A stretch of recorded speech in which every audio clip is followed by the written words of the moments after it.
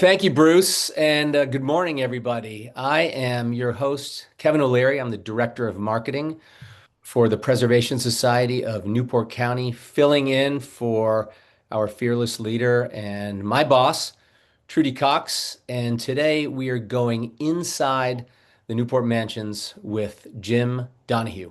Jim is the curator of historic landscapes and horticulture at the Preservation Society, and he is also the chief designer for holiday decorations at the Newport Mansions. As of the recording of this, we just kicked off holidays at the Newport Mansions this past weekend, and it runs through the end of the year. And for those of you who have visited in past holidays, Gilded Age glamour is always on display at the Newport Mansions, but it never shines quite as brightly as it does during the holidays, and that is due to Jim and his design. I guess we call it design magic, Jim. I don't know. Oh, Where's and your a mind? whole lot of other people. A All right, lot well, of listen, people. Jim, great to have you with us. Be here. Let's start off. Tell us a bit about the history of decorating for Christmas at the mansions. Is there any historic precedent? Did the original families, I mean, they weren't here during the winter season. So when did this all start? Well, correct. So these are summer houses, and so they weren't really decorated for the holiday season until the Preservation Society started doing so, which, as far as I can gather, was sometime in the mid 80s, mid 1980s. Okay. And at that time, it was largely a volunteer effort, and I understand a lot of Navy wives were involved. It was sort of let's get together and make some Sounds, ornaments. sounds saucy. It does. They would get together and make paper angels and stuff. It was a real event. But serious decorating of the mansions, I think, became an established tradition early 1990s, and we've been doing it ever since. Okay. And how has it grown? So early night, like talk about like what was the first iteration? I know that in my time here, sparkling lights at the breakers started, I think it was pre or just during COVID. During COVID. And it started off with 200,000 lights, and now it's, I don't know, Yeah, we 400 don't or count a that. million lights or Yeah. something.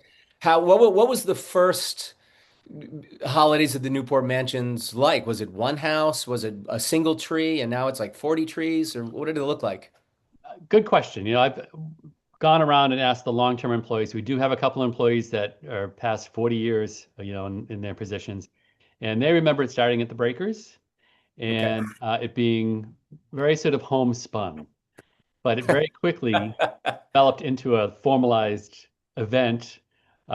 Jeff Curtis, who's director of grounds, has been here since the mid 1980s, and by the time he was doing it, it was a full-blown installation. Okay. So it grew very rapidly. I think mostly because it was an off time of year, and the locals really got into it, and that's still the case. And what was happening before holidays at the Newport Mansions? I mean, we get through October, which is still very much busy season. Mhm. And then November, December rolls around. I mean, I haven't been here long enough to know what it looked like before holidays at the Newport Mansions was a thing. What Got to were keep the in mansions, mind. were the houses open? But that's it. I was just going to say, you have to keep in mind that our operating schedule was much slimmer back then. We Got it. now have four houses open for holidays at the Newport Mansions, the Breakers, the Elms and Marble House open full-time 7 days a week. And then we have Chateau-sur-Mer open now on the weekends. But before that, our operating schedule was much more select. So I'm not even sure, honestly. Right. So, how did the architectural styles and existing color schemes of each mansion influence your decorating decisions? I mean, to me, I look at the holidays and it's just color chaos, and there's obviously style and decor and some thought that goes into it.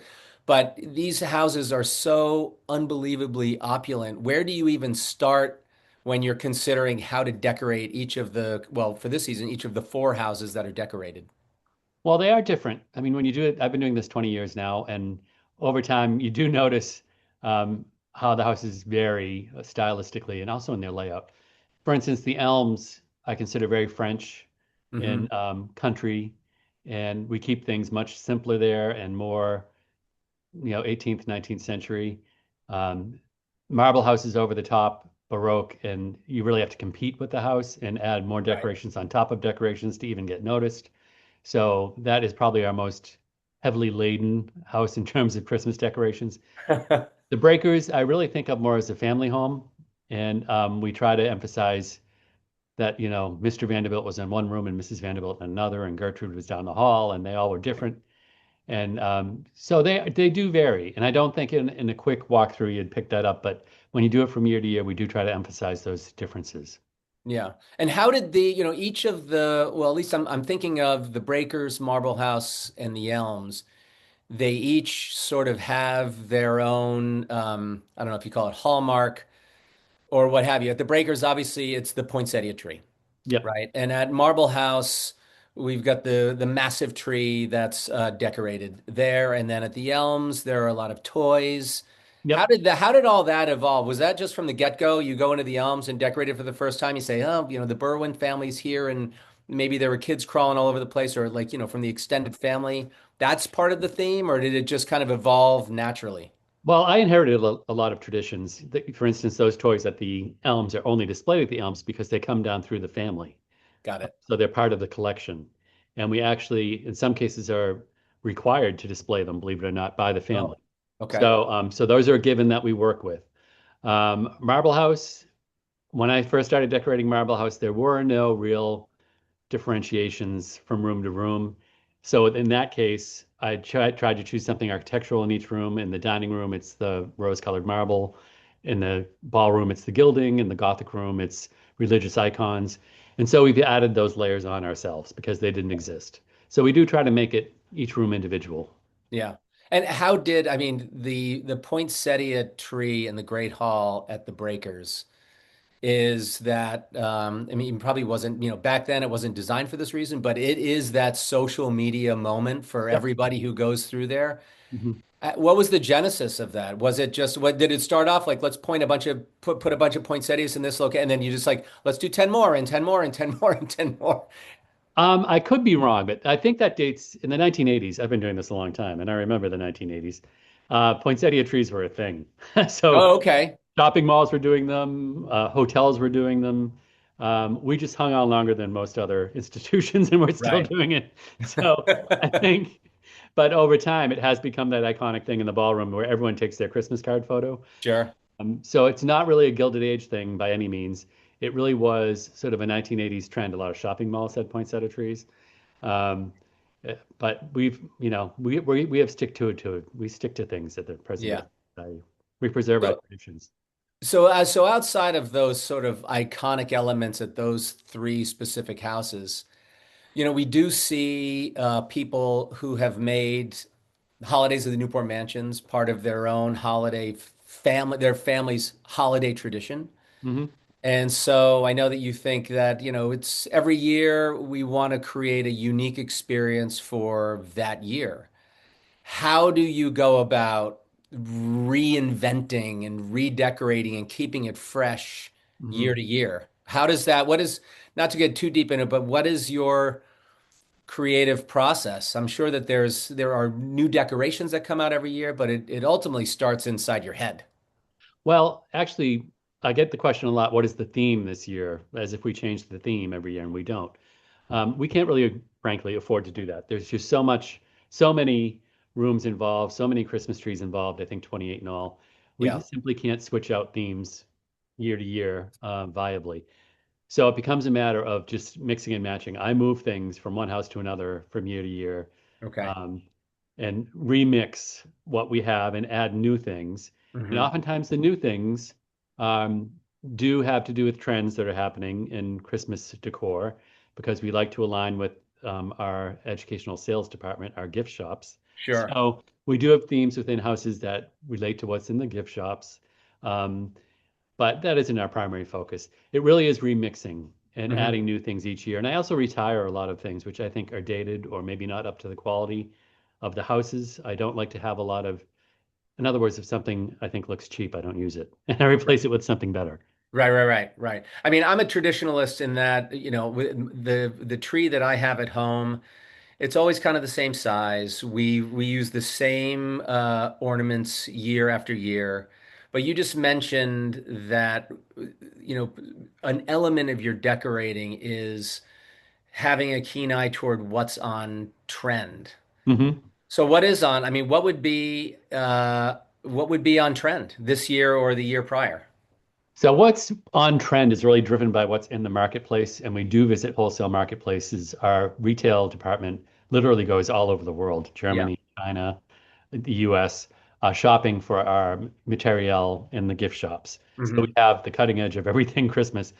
And I am sort of a secondary market for them. They tell me what's going on because I don't have the luxury of making all those trips. I can tell you this year, jewel tones are in. Things like plum and teal and pine green are all very trendy. I think things come and go. A plaid is really very much in this year, and Okay. being called sort of, Who would have thought? I know, but really like jewel tone plaids. But it's being called a Ralph Lauren Christmas look, and Oh that's my a big gosh. thing this year. And even our ball at the Breakers this year has a Ralph Lauren Christmas theme. Wow. Jewel tones, plaid, What did you say? very, very, very Jewel? traditional. Did you say jewel tones? Jewel tones. What is a jewel? I don't want to sound like a fossil. What is a jewel tone? It's rich colors like teal and plum and burgundy and pine Okay. green. It does the I know Pantone every year comes out with their color of the year. Does that carry any weight in your It decorating? usually does a few years later, Okay, strangely enough. It takes got some it. time because Christmas is traditional, but it does show up. Like we had a couple years ago, pink, pink, pink, pink, pink, pink, and that was because pink was millennial pink. Okay. All right. You know, Well, I guess I'm glad I wasn't here for yeah. that. So remind Jim, remind the listeners which of our historic properties are open for the holidays. And this is a loaded question. Do you have a favorite? Well, Marble House, the Breakers, and the Elms are open 7 days a week, excepting Christmas Day. We are not open. Um, we shouldn't fail to mention that the houses are free to Newport residents. Right. So we were discussing that this morning, and most Newporters don't know that. Just show your Sparkling ID. Sparkling Lights is open as well. That does require a ticket if you're a Newport resident. And you'd have to visit our website, newportmansions.org, for sparkling light tickets because that's a timed entry ticket. Right. But this year, for the second year in a row, we are opening Chateau-sur-Mer, and we hadn't done that previously for 25 years. And so that's open weekends. And that's a very high Victorian, dark Dickens sort of Christmas. It's a different experience. Oh, it's a different experience. All right. It's great. For anybody listening, if you have not been to Chateau-sur-Mer, it is such a, not necessarily hidden, but it is such a jewel in the collection of the Preservation Society. It is really unlike any other historic home, maybe in certainly in Newport, but on the East Coast. So which one do you have a favorite, Jim? Uh, well, I have a favorite house. Like if I had to live in one, I'd live in the Elms, Yeah, but because it's very livable. sure. In terms of Christmas decorating, honestly, well, I'd have to say if you want over the top, go to Marble House, Right. because it's just lots of color, lots of metallics, tons of ornaments on a single tree. If you want more subdued and elegant, go to the Elms. If you want traditional red and green Christmas, go to the Breakers. If you want something more 19th century and atmospheric, go to Chateau-sur-Mer.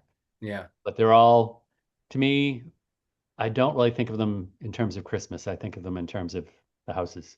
Sure. So relative to that, I'm glad you brought that up. Do the families, the original owners, does their reputation or family stories, do they weigh on you at all with regards to your decorating? I mean, you just mentioned that Marble House is a bit over the top. I mean, Marble House itself is a bit over the top, but Mhm. when you think of over the top grandeur, you think of the Breakers. Alva was a bit more sort of outward looking, a bit Right. more of a Renaissance person, and Mhm. the way she lived her life was I mean, relatively speaking, a bit more subdued compared to some of her other family members over at the Yep. Breakers.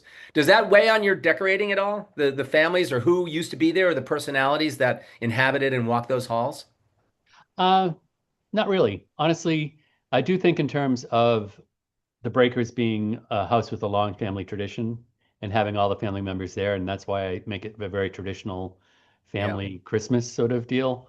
Um, We do reference Mr. Vanderbilt and his bedroom with a plethora of trains and top hats.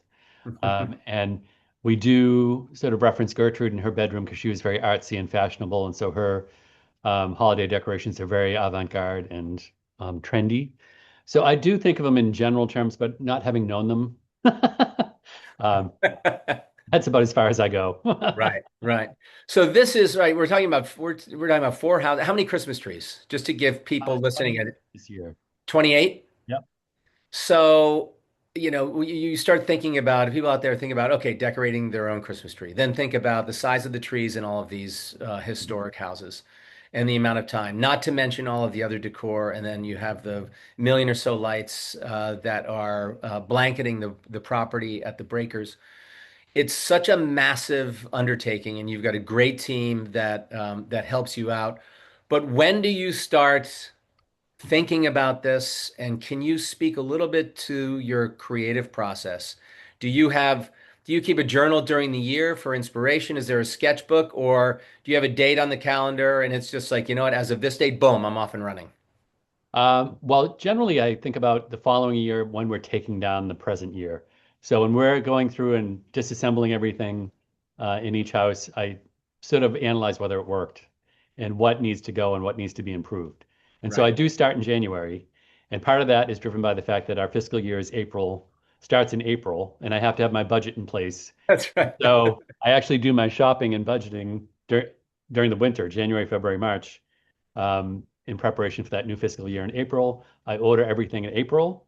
Most of those orders go to China or someplace far flung, and so they don't get delivered until August or September. Hmm. And they go to a warehouse. I pick them up at the warehouse. I sort them by house and deliver them. And then we start delivering in October. So it does actually run through the entire year that Right. I'm thinking about this. In terms of the installation schedule, basically it's Columbus Day to Thanksgiving or the week before Thanksgiving. Yeah. Um, we've gotten more adept at it and we've been able to consolidate it more so the bulk of it really happens in 4 weeks, whereas before it was happening over the course of 6 or 8 weeks. So Hmm. we have it down to 4 weeks, more or less, Right. by subdividing it into very different crews. It Yeah. used to be that I would have a crew of volunteers would assemble the tree and light it and fluff it and decorate it all in one session. And by the time we finished the tree, everyone was exhausted and it didn't look great. So we now subdivide it into many different steps, and the outcomes are much better. Right. So speaking of that, what are some of the logistical challenges, and what does scheduling look like? Do you say are all four houses being decorated at the same time? Are you starting at one house and moving on to the other, or do you say, okay, we're doing all the trees in all the houses at once, and then we're going to sort of complement those trees by decorating the house? Like, what are some of the logistical challenges that go into decorating four really, really big homes? So first of all, the houses aren't easy to work in. They have Why is that? very one little tiny elevator. So mostly those big trees you see, those 12-foot trees we are carrying by in pieces up stairwells and through bedrooms and down hallways. There's a lot of, you know, I'm trying to look for a nice word, busting one's hump Sure. That's to, nice enough. to get things where they need to go. We store everything off site mostly. We have warehouse space where we have the Christmas trees, so they need to be moved from the warehouse to each house into each bedroom. So we basically break it down into a series of tasks. We take about 2 weeks with a crew of 3 people, myself being one of them, to assemble and light all the trees in all the houses. So we assemble and light all 28 trees right after Columbus Day. Hmm. And then we have separate crews for each house. Two of the houses, Marble House and the Breakers, no, this year it was the Elms and Marble House, I'm sorry, are actually decorated by subcontractors. I specify all the ornaments. I meet with them and tell them what I want, and they simultaneously decorate the Elms and Marble House during 1 week in November. Wow. And during that same week, I run volunteer crews through the Breakers and decorate the Breakers with volunteers. And this year we also had Chateau-sur-Mer to do, so I did that house actually the first week of October just to get it out of the way. So it's all about logistics. We actually ended on the day we thought we would finish, at the hour we thought we would finish, so we have it down. But it's a marathon.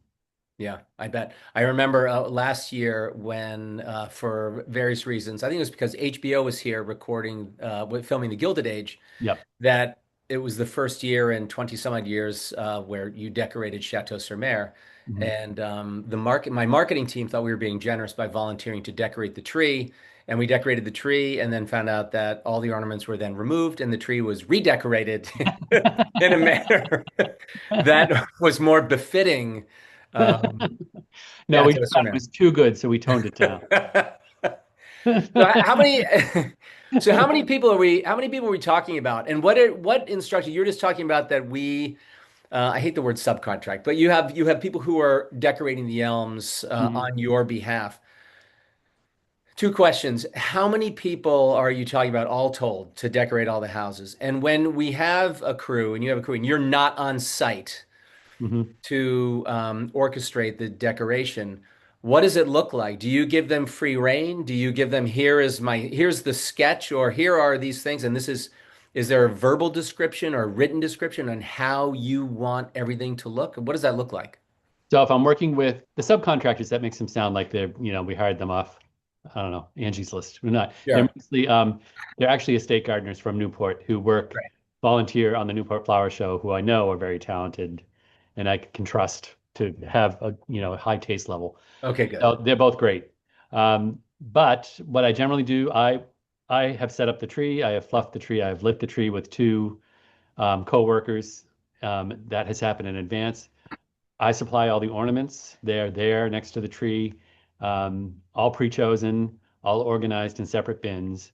And I generally tell them I want the ornaments layered in a certain way. Start with these, fill the tree center with this, add these, and these, and we work our way from the interior of the tree to the tip of the branches. Right. We did not, my marketing team, just for the record, and that this is being recorded, we did not receive those instructions from you You last did year. not. So We you did can't be not. blamed for the outcome.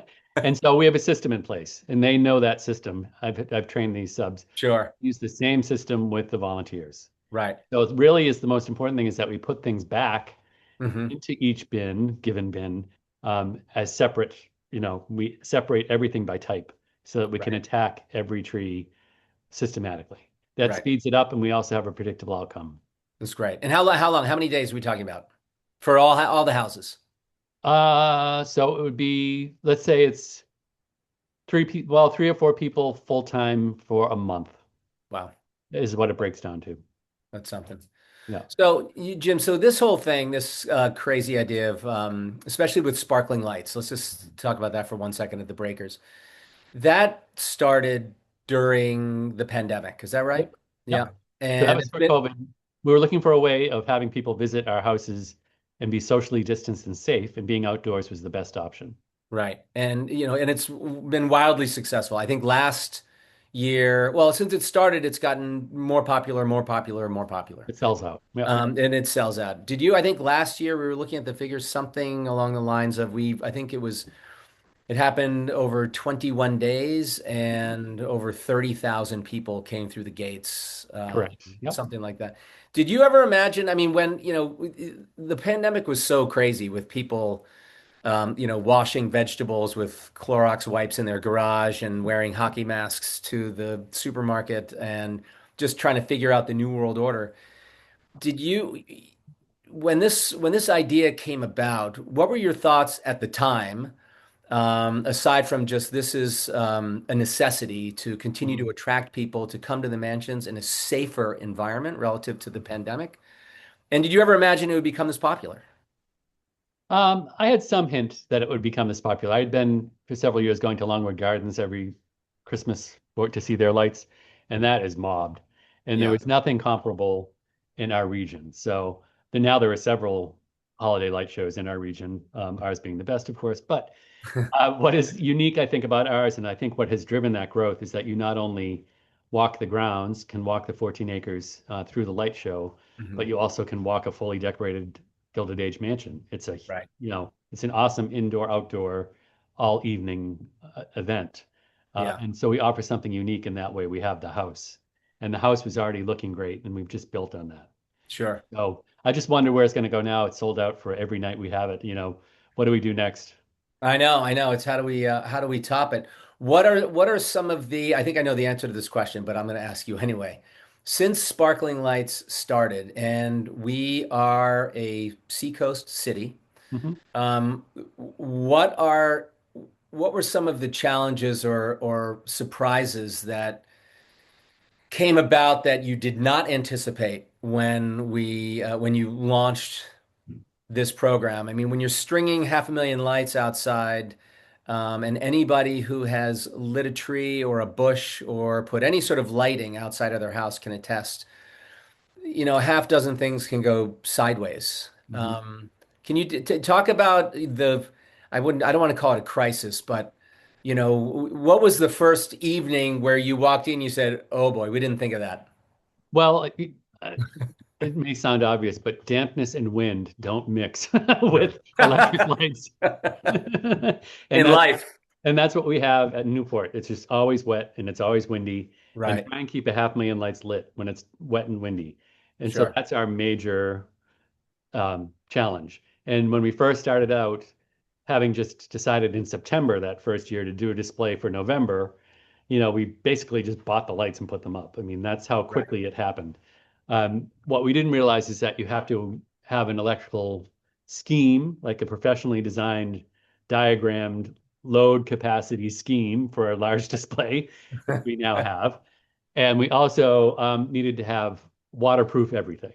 Hmm. And that means low voltage, everything siliconed, everything watertight, everything, every connection, every joint between every um, extension cord needs to be boxed in a watertight box. I mean, Right. these are all things, it's a learning curve. So now we have that all down. I'm happy to say when you go, it's on and it stays on. That's a bonus. It is a bonus. So you can go to sparkling lights with confidence.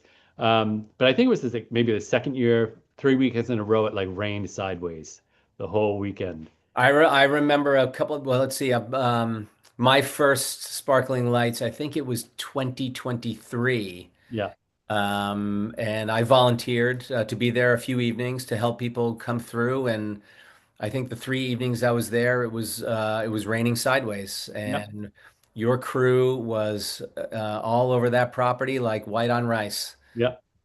keeping things lit up and festive.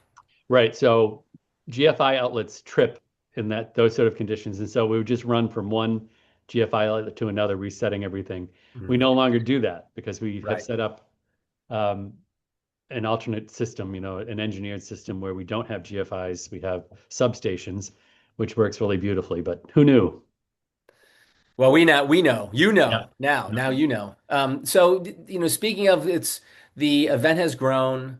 You've sort of lived and learned as it's gotten bigger and more popular and more festive and more lights. What any exciting additions this year compared to years prior? So this year we completely redesigned the South Terrace, which is the terrace off the music room of the Okay. Breakers. So that's, if you're familiar with the Breakers, it's the garden that has the circular portico with the pergola above the Baroque flower beds. Hmm. That's the South Terrace. The scheme in there, the lighting scheme in there this year is all new. And I think has proven to be very popular. Right? You see people photographing it all night long. So I think if you've been before, you haven't been before because that's all Right. new. Right. Um, Otherwise, we this last spring completely restored the North Terrace Garden, which is off the dining room of the Breakers. All new garden, several years in the planning. And we also revamped all the lighting for that because we have all new electrical and all new utilities in that garden. We can do a lot more holiday display in it, and it's really elegant. It really has turned out well. So both terrace gardens are completely new, and so that's worth a visit. We always, every year, the master plan at the Breakers has been ongoing now since 2015. I've been Mhm. working on it. So we've been planting trees and shrubs and thousands of perennials and ground covers. And one thing we haven't considered in terms of sparkling lights is that things grow every year. And so the trees are bigger, the shrubs are bigger, everything's bigger. So this year, our lighting installer said, we need More lights. we need like 15% more lights next year because everything's growing so well. So that's something to think about. That's funny. So one of the a couple of highlights of sparkling lights is the 50-foot long lit tunnel, Yep. which is a lot of fun. The kids love that, and There's the giant lit up train, Hmm. which has been on off of the North Parterre Garden, and it's all or near last year it was near the Children's Cottage, I think, and Yep. this and Yep. the year prior it was out on the back lawn. What are there? Are there any hidden details for people who are going to sparkling lights? Are there any details you would encourage people to look out for that they might otherwise miss if they're just kind of walking through quickly? Um, well, the whole idea is that you don't really notice. You just walk in awe. Sure. But don't, but the color scheme is very carefully planned and shifts as you walk down the path. Hmm. When Ernest Bowditch, the landscape architect who originally designed the landscape at the Breakers, did his schemes, planting schemes in the 19th century and early 20th century, the serpentine path color scheme in terms of floral color and plant color shifted from one end of the path to the other. So you started out in a white area and it would shift into a cool colored zone, and then you go into a hot colored zone, and then you go back to a green textured zone. And I actually follow that sort of scheme in sparkling lights. So by the children's cottage, you have a warm color scheme where it's red, orange, yellow. As you Yeah. walk down the path towards the northwest corner, it shifts to a cool color scheme of purple, teal, and pink. You go further down the path, it becomes all white. You cross the driveway, and it's traditional red, green, and gold. So there really is a lot of thought into how to, array the light so it isn't just a mishmash of tackiness. There's an actual Sure. scheme that happens as you walk. That is also true of all the uplighting. We have LED uplights which light the trees from Mhm. below. We have over 100 of those. They're commercial quality Amazing. um, uplights, which are from Germany originally. And even those have different settings in terms of brightness or color scheme as you walk down the path. So there's a Right. lot that goes on to try and just make it, um, a more aesthetic experience. A lot of thought goes into it. It's really hard to work with Christmas lights and not have it turn out looking tacky.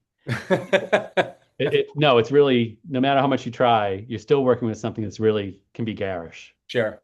And so you really have to guard against that. Right. Do you your own home, uh, Jim? Is it are you like a home builder who sort of lives in a an unrepaired hovel and doesn't ply his own trade at home, or do you Toddler is your without house shoes.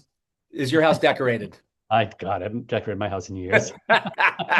All right, well, let's just say let's say you were, or I mean, I mean, decorating the breakers and these and the other three houses that are decorated for the holidays is an amazing undertaking. You've learned all sorts of lessons with regards to, as you just mentioned, how to try to not make Christmas lights look garish and color Mhm, schemes and all the rest.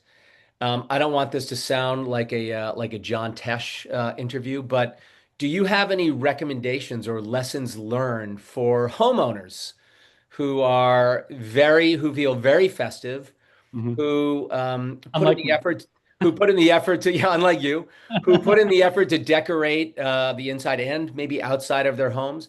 Any Mhm. recommendations or pro tips for them? Well, I think where Christmas is concerned or holiday decorating, more is sort of more. I think what homeowners fall into More is more. is that they have one of this and one of that and one of that. And that's mostly because they have like the kids' Christmas ornaments or they collect things over the course of years. We have that too. We have a lot of mismatched items that have been in the houses forever, but you have to have enough unifying elements to tie the whole thing together. Right. In terms of a Christmas tree, you need to have 24 of something that are the same so that it holds together. The Right. same works outdoors. If you're going to do lights, much better to do large swaths of a single color than this bush one color, that bush another color. Large Right. blocks of a single thing are much more effective. That applies inside and out. Um, Otherwise, I don't think there really are any rules. What you like is what you like. And Yeah, yeah, yeah. Except for those giant blow up things, right? I've seen some good I'm ones. just kidding.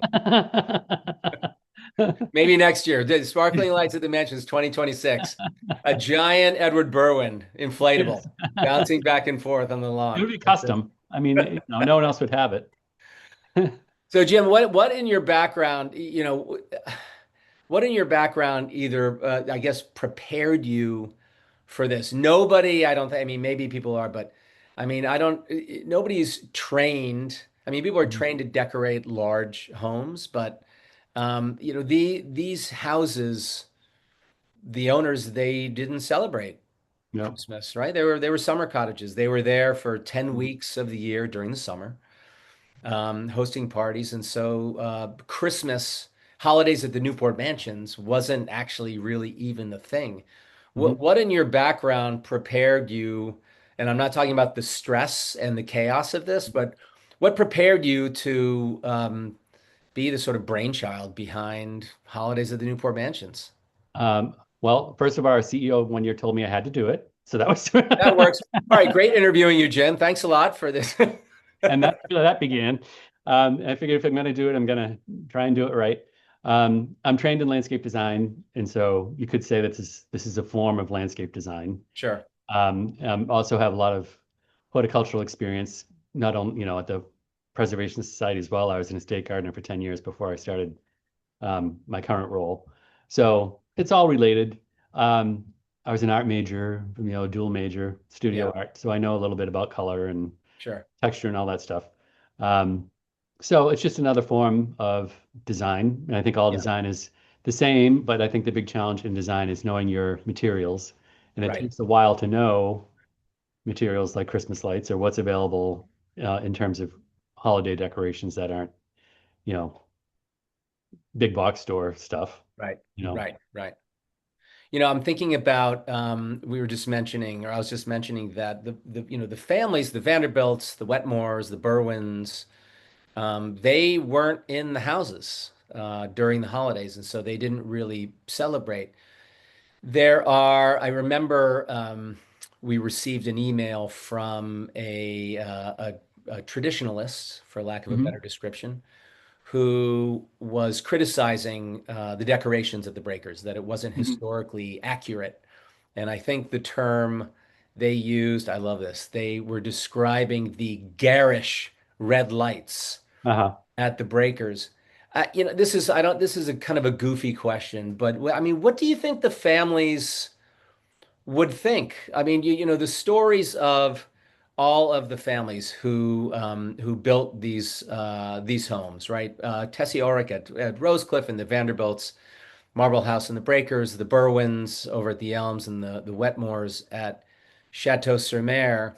They, you know, their experience during the 10 vivid weeks they were here during the season were over the top. Parties were over the top. The social sort of peacocking was over the top.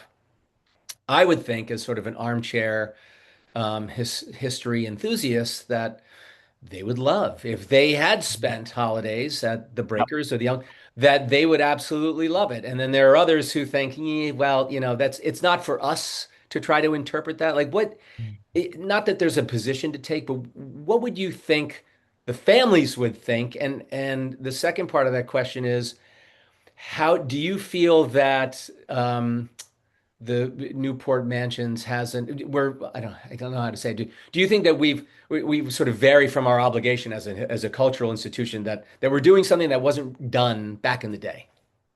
Does that Um, make sense? it does. And I would say if we were to decorate the mansions in late 19th century style or Gilded Age style, um, there wouldn't be a whole lot to look at. So A lot of things, candles. yeah, things were different then. There'd be a lot of fresh evergreens, which we can't use because of fire code. There'd be a lot of fruit. There'd Okay. be a smattering, some electric lights, but not many because they were new. Christmas trees were only introduced to the United States mid 19th century and were not as common as they are today as a symbol of Christmas. Santa Claus was around, but my directive has never been to recreate a Gilded Age Christmas, Sure. simply because these houses weren't decorated for Christmas, but also because we're quite frankly, trying to drive visitorship, and I don't think it really would drive visitorship to have Yeah. historically decorated houses. Um, as for an obligation to the families or to the museum, there are a lot of things we do. I'm always aware that we don't want to decorate to the point where it's still not a house tour. Right. It's still a house tour. Nothing we do interferes with anything in the tour. You can still see what you need to see in terms of the architecture of the house. We don't block anything important. I try to isolate things onto Christmas trees. We don't mess a lot with tabletops or, you know, um, furniture objects that the family used or that sort of thing. We're very respectful of what we do Sure. how we do it. Um, as for, we've never been misleading. We don't say this is a Gilded Age Christmas. It's Yeah. holidays at the Newport Mansions, and that has been the directive. Now, if someday, the powers that be change and they want a Gilded Age Christmas, we can do that. Or maybe we'll do it at a house or two. But, hopefully that will be after I retire because I don't You're I'm right. used to doing it this way. I mean, what was Christmas like? Do you have any idea? Like when the Vanderbilts were in New York, did they decorate their house to the nines, or They was it a did bit more not. reserved? They It didn't. was much more reserved. We have had speakers come about, talk about Victorian Christmas and Gilded Age Christmas. It was not wholesale decorating throughout the house. It Right. would have been limited to a few focal areas in the dining room, and really would have stuck to seasonal items, fresh seasonal items, nuts, berries, fruit, evergreens, candles, um, which is all great, but it's not what we do. And I Yeah. think, there's a point to that. I think that point to that criticism, it's true. We don't do that, but Right. sorry.